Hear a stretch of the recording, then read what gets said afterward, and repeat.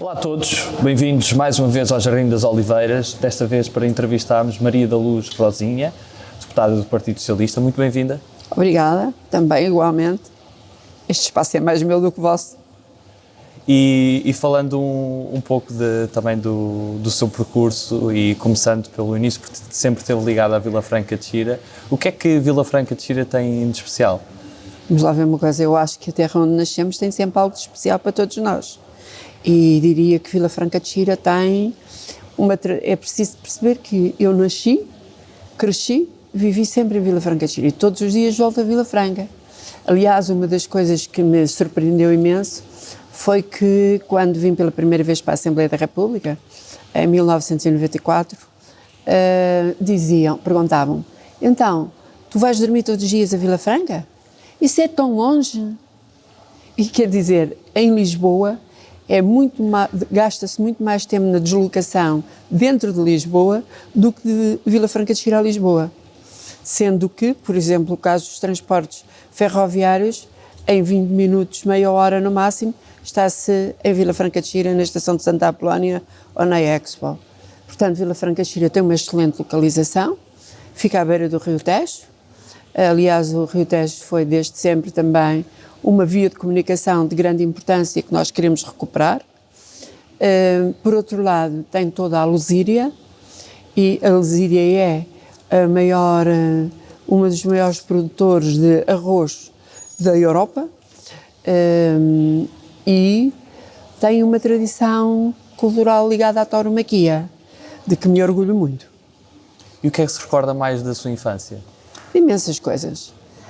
Claro está que eu, quando era criança, cresci de uma maneira diferente como cresceu o meu filho e muito diferente da que cresceu os meus netos, da que crescem os meus netos.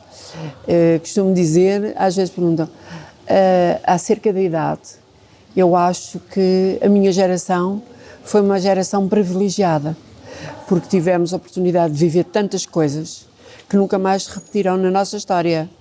E nesse contexto foi mesmo privilegiada. Devo dizer que aos 12 anos de idade integrei o movimento da Juventude Operária Católica, de onde me mantive até cerca dos 20 anos, e isso fez de mim também muita pessoa que sou hoje. Portanto, interessada nas causas sociais e em outras causas justas. E como é que viveu o 25 de Abril? De uma forma muito curiosa. Nesse dia, lembro-me perfeitamente, eram 7 horas da manhã, porque o meu marido ia levar uns funcionários todos os dias a uma obra e então levantava cedo, acordei às 7 da manhã e automaticamente liguei o rádio, que era o que fazia todos os dias. E ao ligar o rádio eu ouvi, mantenham-se em casa, houve um acontecimento, uma notícia muito sucinta, e eu saí imediatamente para a rua. Foi o que aconteceu. Saí imediatamente para a rua e fui à padaria tentar perceber se alguém sabia. As pessoas não sabiam e eu comecei a passar a notícia.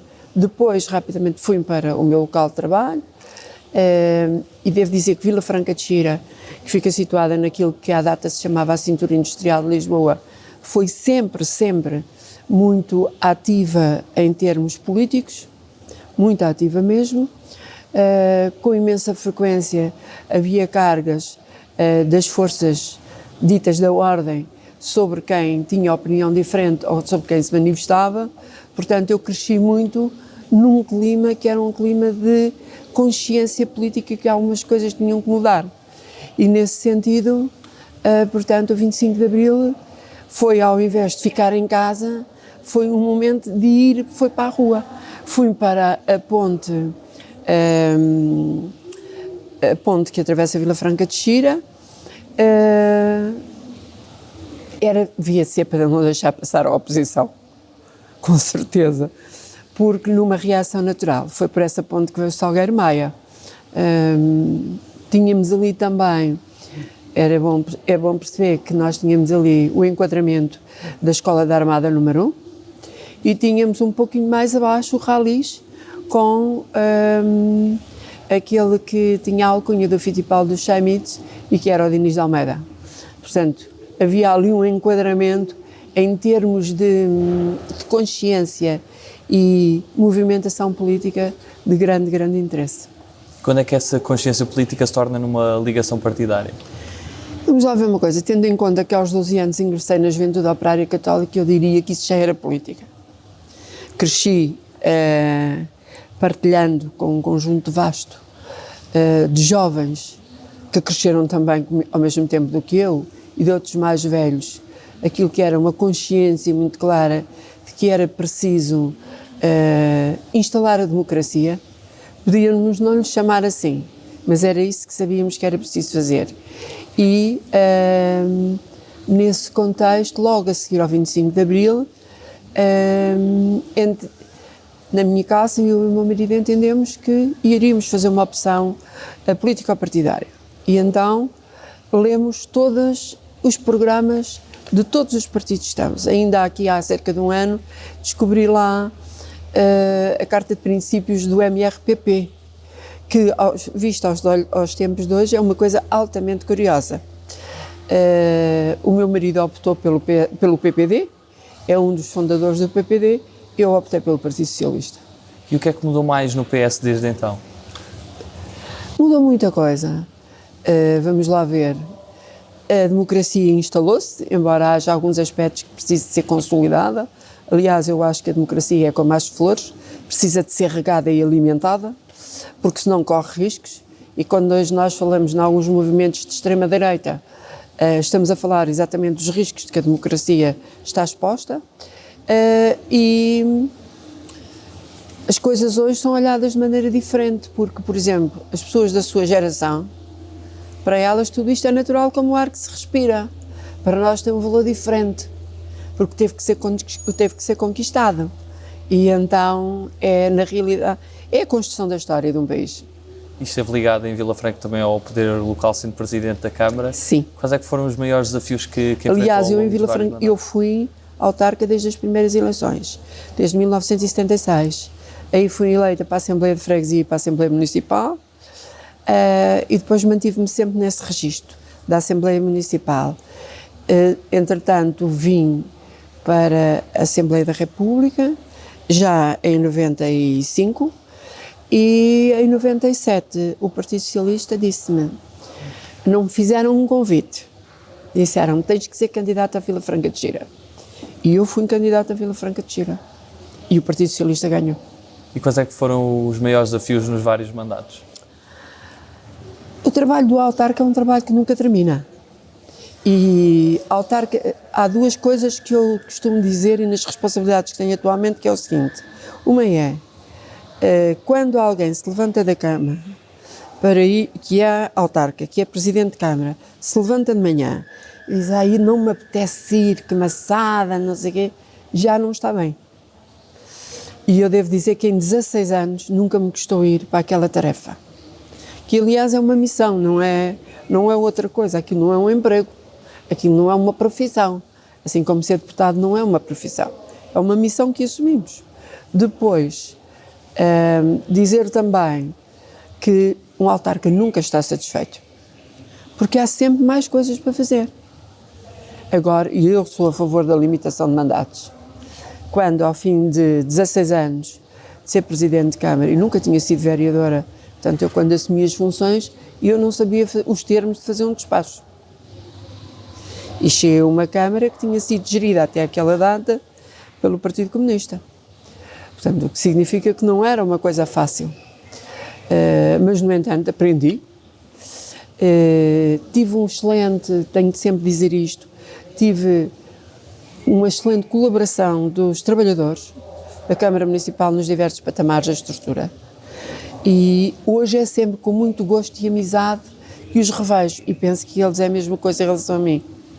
E o que é que também retira das suas experiências profissionais que depois também utilizou nas suas missões políticas? Muita coisa.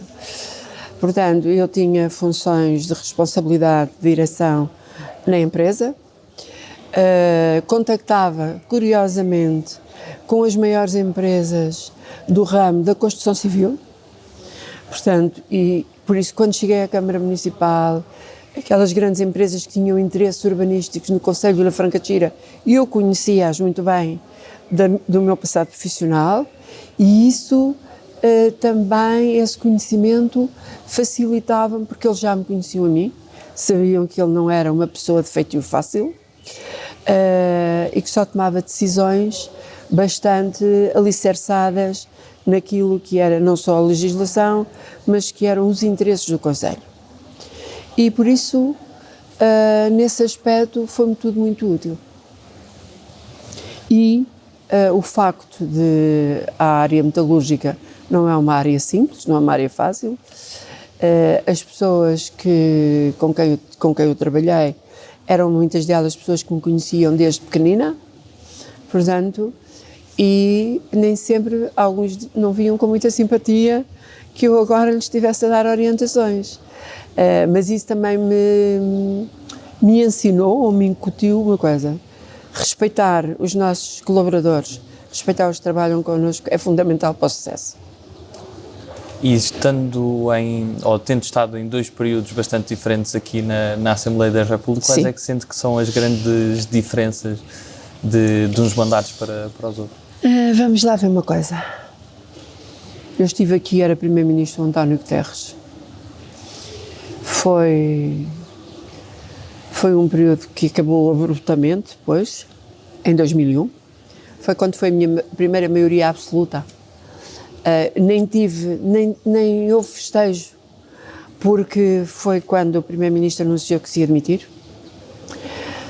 E eu pertencia aí já à direção do Partido Socialista, à Comissão Permanente, e acompanhei muito de perto algumas dificuldades. No que diz respeito ao funcionamento da Assembleia da República, eu diria que este é um espaço onde há imenso trabalho para fazer. O importante é que se queira fazer. E um trabalho que tem que ter sempre um objetivo, o mesmo, que é cada um no seu patamar, que é o mesmo das autarquias, é servir um país, servir as populações, sendo que as autarquias estão em vantagem, estão lá próximos, estão junto das pessoas, ouvem as queixas diariamente, e essas queixas muitas vezes têm a ver com o governo. E, portanto, a Assembleia da República é um órgão com uma importância fundamental na vida de um país.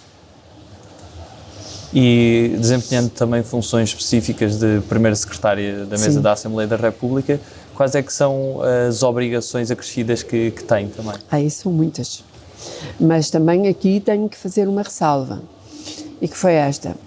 Portanto, são muitas obrigações, porque nós temos que organizar tudo aquilo que é o funcionamento em termos de ordem de agendamentos, de ordem do dia, de ultrapassar problemas, de acolher entendimentos, então, mas espero que se mantenha.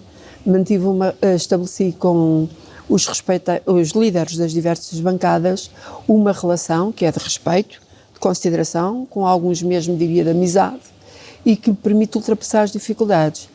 É trabalhoso, mas não tem sido difícil, quer dizer. E como é que funciona a conferência de líderes para quem não está a par de toda esta realidade? Da minha parte, recebo orientações do Sr. Presidente, apoio-me nos serviços, e de apoio ao plenário, e depois tento articular com os diversos grupos parlamentares, no sentido de levarmos as coisas já muito resolvidas. Há 2 tipos de conferência de líderes, um que tem a ver com os agendamentos e outro que tem a ver com outros assuntos. Normalmente nos outros assuntos é quando as coisas se discutem mais, não é? Como, por exemplo, agora neste período que foi a pandemia, nós tínhamos o funcionamento da Assembleia. Tínhamos que salvaguardar a Assembleia como um órgão que garantia a democracia num país e, portanto, não podia fechar. No entanto, tínhamos que ter algumas limitações, dados os riscos para a saúde pública. E foram tomados. A contragosto é certo, mas foram tomados por obrigação no interesse superior. E, portanto, diria que é aí que se discutem as grandes questões que depois se articulam. Por norma, chegamos a acordo. Quais é que são os maiores desafios que viveu enquanto deputada?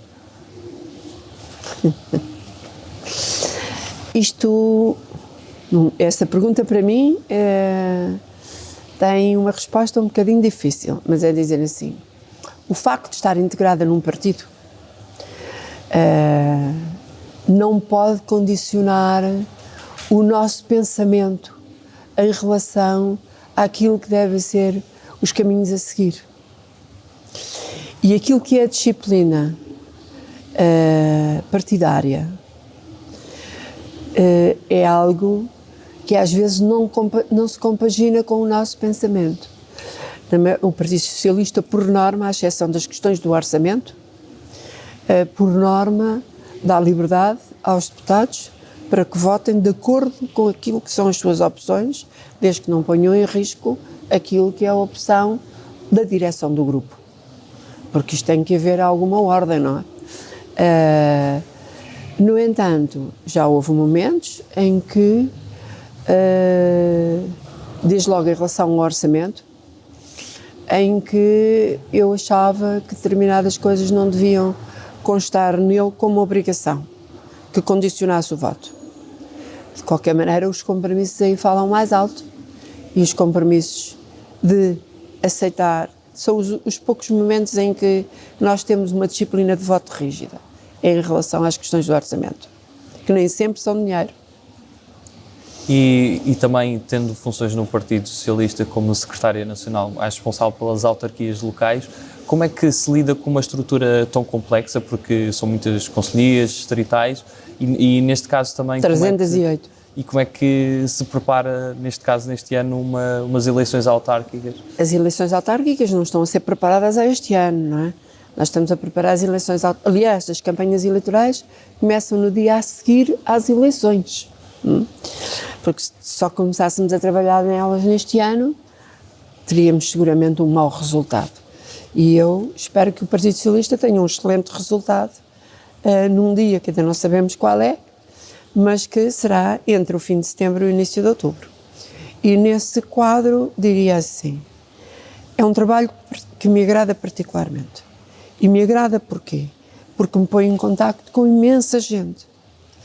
E eu tenho um profundo respeito pelos presidentes dos territórios mais pequenos, seja junta de freguesia, seja município.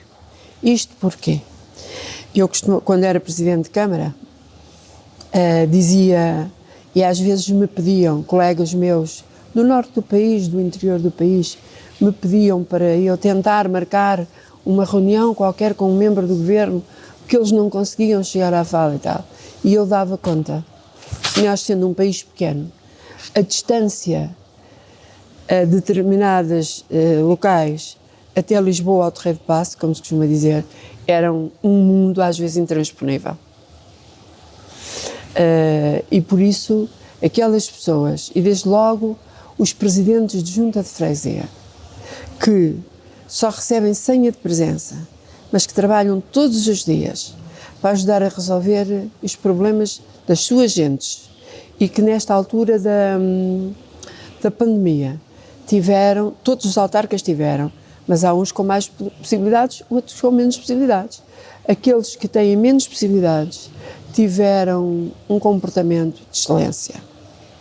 Acho mesmo que é um registro que não seria justo não fazer. E por isso contactar com eles todos, pequeninos e grandes. Claro está que os grandes precisam muito pouco da minha ajuda. Agora, os pequeninos precisam muito. Os territórios pequenos precisam muito. E nesse sentido é algo muito gratificante também. E tendo esse conhecimento e contacto com tantas realidades diferentes e diferentes visões... diferentes. Um dia o Presidente da República disse que há muito, num discurso que fez, acho que foi do 10 de junho, num dos primeiros discursos disse que há muitos Portugais. E aquilo pareceu muito estranho, aquela expressão, eu nunca tinha ouvido Portugais, no plural. Eu hoje às vezes uso-a, porque efetivamente há muitos Portugais. E isso também permitiu ter uma maior noção das assimetrias que o país tem e sempre também se adensar ao longo dos últimos anos? Eu acho que nós precisamos dar aqui alguns passos em frente e o Primeiro-Ministro, Secretário-Geral do PS, António Costa, já falou neles. Nós precisamos, na realidade, de um processo de regionalização que se faça de uma forma serena, que envolva toda a gente, e porque um processo desses vai trazer vantagens. e vai trazer vantagens desde logo aos territórios que se encontram mais isolados, que as pessoas... Por exemplo, eu aqui há dias, nestes feriados de feriado e fim de semana, havia alguém que se dirigiu a mim, um autarca, e disse: ai, seria tão bom se o senhor Primeiro-Ministro pudesse vir à nossa terra, é que nunca cá veio um Primeiro-Ministro. E eu pensei, eu tenho que convencer o Primeiro-Ministro a vir a esta terra. Porque na realidade isso era para as pessoas um ganho de importância e reconhecimento que eles merecem certamente. Isto para perceber que aquilo que é natural num determinados sítios não é noutros. Por isso também o Governo tem feito um grande esforço através da coesão territorial para aproximar o interior do litoral e para dinamizar aquilo que são as regiões do interior. Passamos agora às nossas escolhas e a primeira escolha que lhe proponho é entre humildade e ambição. Uma coisa não contraria a outra, porque ser humilde não significa sentir-se inferior e não significa ter projetos de futuro. E às vezes isso confunde-se, que uma coisa não é possível ser uma coisa e outra. A ambição é uma coisa muito válida. As pessoas precisam ter ambição, da mesma maneira que têm sonhos e que têm projetos. Cães ou gatos? Nem cães nem gatos. Vamos lá ver isto. Eu acho que isso é uma questão individual. Eu não tenho vida para ter em casa nem cão, nem gato. E até devo dizer uma coisa. Acho que as pessoas deveriam ter mais respeito pelos animais, no que diz logo, por exemplo, às vezes terem determinados animais, e logo cães, e eu tenho exemplos desses muito próximos de mim, de uma grande dimensão, fechados num apartamento todo o dia, às vezes até nas varandas. Isso não é gostar de animais. Miguel Araújo ou António Zambujo? António Zambujo. Pedro Sánchez ou Emmanuel Macron? São duas personagens completamente diferentes, com opções políticas completamente diferentes. Mas eu vou pelo Pedro Sánchez. Hillary Clinton ou Bernie Sanders? Bernie Sanders. Como é que se alcança maior felicidade na vida? Uma pergunta um bocado desafiante. Essa pergunta tem uma resposta para cada um de nós. Primeiro eu responderia com outra pergunta. O que é felicidade?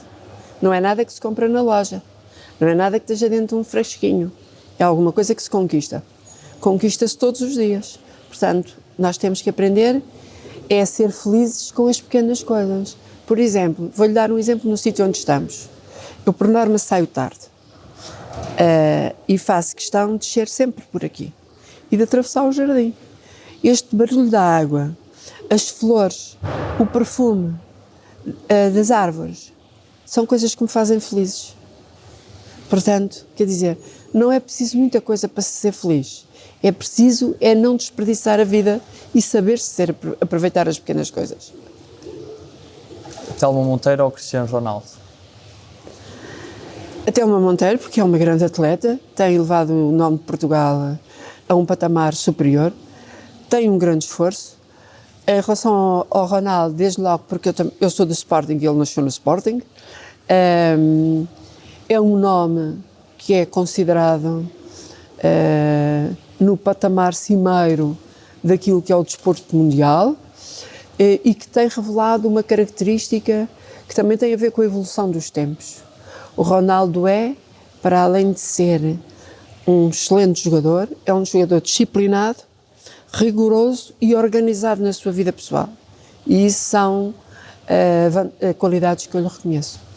Sagres ou Superboc? Quer dizer, eu tenho que dizer Sagres. E tenho que dizer Sagres porque a cidade central de cervejas é no concelho de Vila Franca de Xira. Caetano Veloso ou Bob Dylan? São diferentes, os dois. Dia ou noite? Eu dou-me muito bem com a noite. mas preciso dormir alguma coisinha. De maneira que, olha, o dia seguramente levanto-me cedo e deito-me tarde. Portanto, eu seria dia e noite. É tudo a aproveitar. Sonho ou pragmatismo? As duas coisas. Os meus amigos dizem que eu sou bastante pragmática. As minhas funções também me têm obrigado a desenvolver essa parte da minha personalidade. Porque às vezes é mesmo preciso ser pragmático, porque se nos deixarmos levar muito pelo sonho, sofreremos consequências. E qual é que é o seu maior sonho? Quer dizer, eu acho que as pessoas, quando nascem, têm todas uma missão na vida. Nós não estamos cá por acaso, não estou eu, não está você, não está o seu colega, nenhum de nós está cá por acaso. Portanto, é bom perceber o que é que temos para fazer. E uma das coisas que quase todos os dias penso é assim: eu posso sempre ajudar alguém. Portanto, Maria da Luz, aplica-te, que vais conseguir. E como tenho sempre muitos pedidos de ajuda, portanto, isso também contribui. Amália ou Variações? Variações. Raul Solnado ou Hermano José? Nenhum nem outro, peço desculpa, mas com uma tendência para o Raul Solnado. 230 ou 180? 230. E se tivesse a oportunidade de convidar alguém para almoçar, uma personalidade nacional ou internacional com quem nunca teve esse prazer de almoçar, a quem seria dirigido esse convite?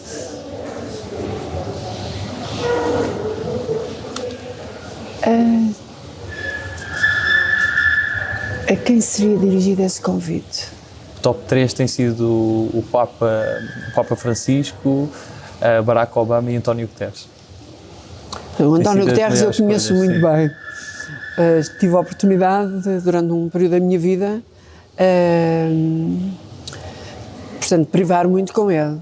Tenho uma grande admiração e acho que aquele lugar é o lugar que lhe estava à medida e que o faz feliz apesar dos problemas imensos que tem. Curiosamente, aqui este fim de semana, numa das revistas semanais, o António Homem Cardoso dizia, referente ao Guterres, que tinha sido uma das pessoas que mais tinha gostado de privar e dizia, chamava-lhe o luminoso Guterres. Eu achei aquilo muito curioso, porque percebi o que é que ele queria dizer. O Papa Francisco, acho que, e eu sou católica, eu sou cristã, o Papa Francisco, acho que efetivamente é um Papa um bocadinho fora da caixa, e ainda bem, nós precisamos disso. A Igreja Católica precisa de uma grande volta e, portanto,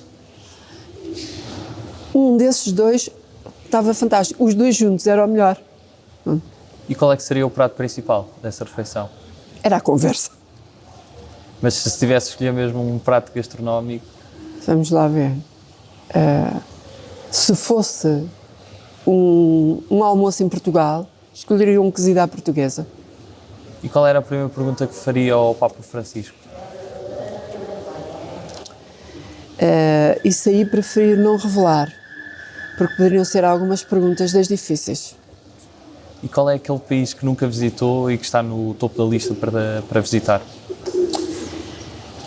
Austrália, pela sua dimensão, nós aqui falávamos de assimetrias. Quando eu aqui há dias conheci um casal que esteve imigrado na Austrália e que dizia para irem almoçar com os amigos, tinham que partir praticamente de véspera porque eram 600 km para fazer.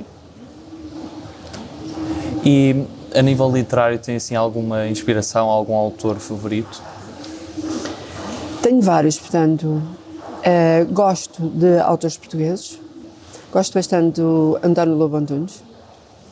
Houve um período da minha vida em que lia compulsivamente o António Lobo Antunes. Depois, hoje tenho que ler muitos livros acerca daquilo que são, eu diria, da política, daquilo que é o mundo.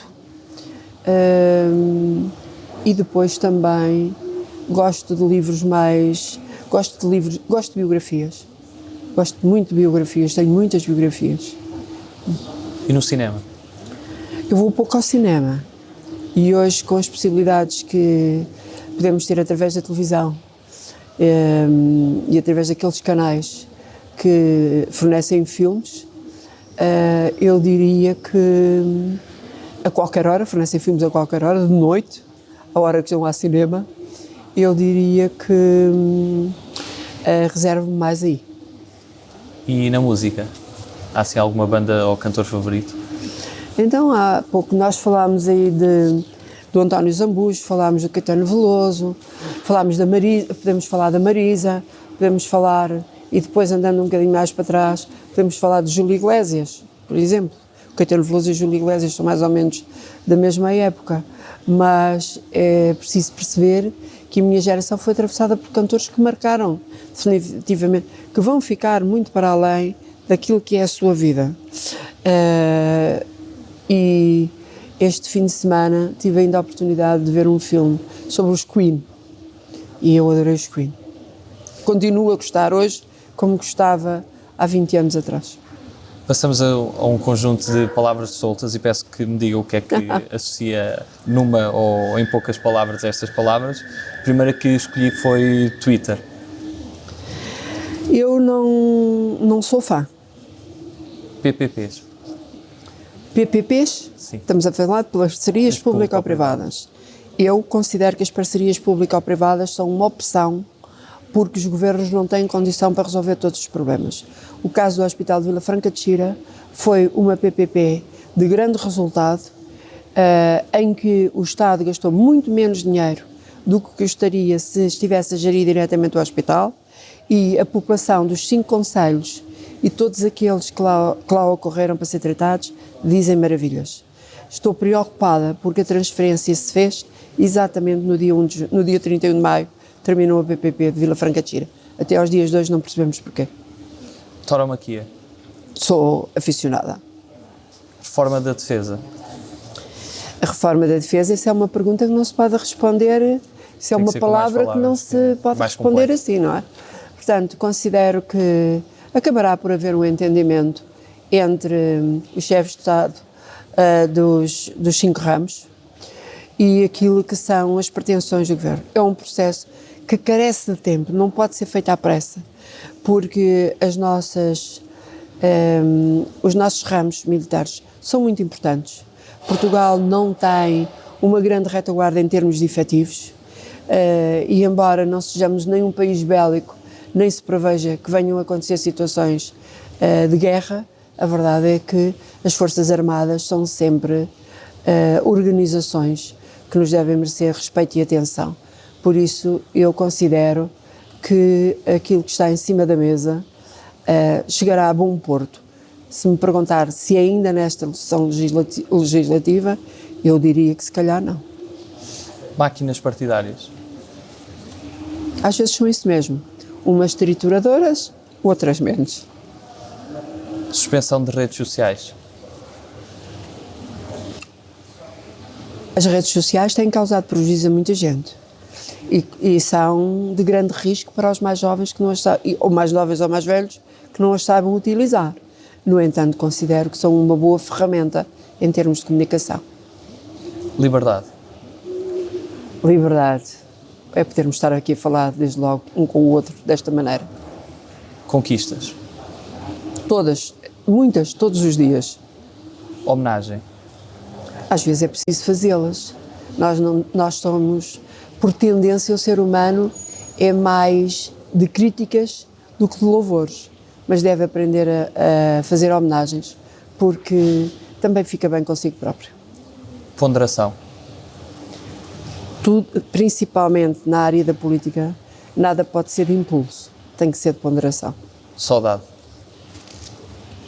Saudade é uma palavra muito portuguesa, que alguns já adotaram, mas que é uma palavra muito portuguesa e que, diria, está no nosso ADN em relação a coisas que já passaram e que nós gostaríamos que se mantivessem. E se pudesse resumir Portugal numa palavra, que palavra escolhia? País fantástico. E para terminar, que mensagem gostaria de deixar a todos os portugueses? Dizer-lhe que vale a pena confiar em Portugal, vale a pena apostar em Portugal e que Portugal é uma responsabilidade de todos, não é uma responsabilidade só dos políticos. Maria da Luz Rosinha, muito obrigado pela sua participação. Nada, gostei. E não demorámos 45 minutos. Foi mais rápido. Exatamente. Muito obrigado a todos. Lá em casa, continuem a acompanhar o projeto dos 230. Até à próxima.